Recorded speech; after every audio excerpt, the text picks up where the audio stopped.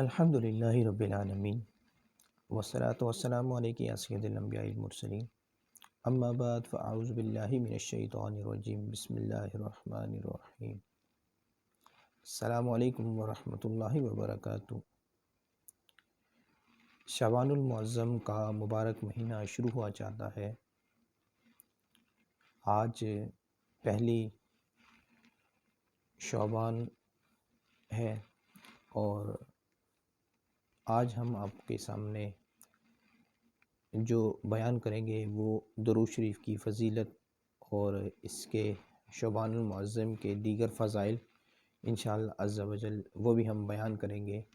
آنے والی ویڈیوز بھی آپ توجہ سے سماعت فرمائیں، انشاءاللہ عز و جل آپ کو بہت فائدہ ہوگا۔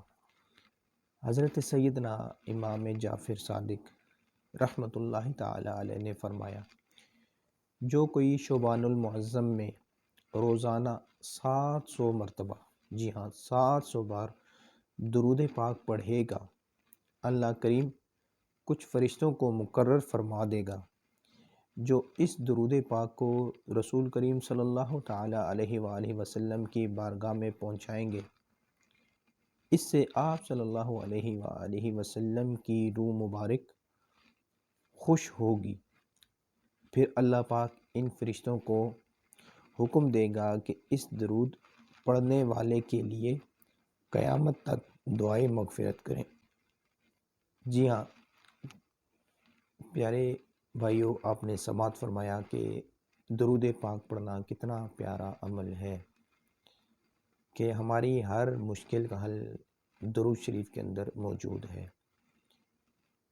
اب ہم دنیا سے چلے جائیں، ہو سکتا ہے ہمارا کوئی عمل اس لائق نہ ہو کہ ہم آگے چل کر اپنے لیے آسانیاں پیدا کر سکیں، لیکن درود شریف ایک ایسا عمل ہے کہ اگر آپ اس کا ورد رکھیں گے، اور خصوصاً جو شعبان المعظم میں اس کی فضیلت ہے کہ جو روزانہ 700 مرتبہ درود شریف پڑھے گا، روزانہ 700 مرتبہ، تو فرشتے اس کے لیے قیامت تک دعائیں مغفرت کریں گے۔ اس میں دو فضیلتیں بیان ہوئیں، ایک تو نبی کریم صلی اللہ علیہ وسلم کی روح مبارک خوش ہوگی، اور دوسرا یہ ہے کہ اس کے لیے فرشتے جو ہے نا وہ دعائیں مغفرت کریں گے۔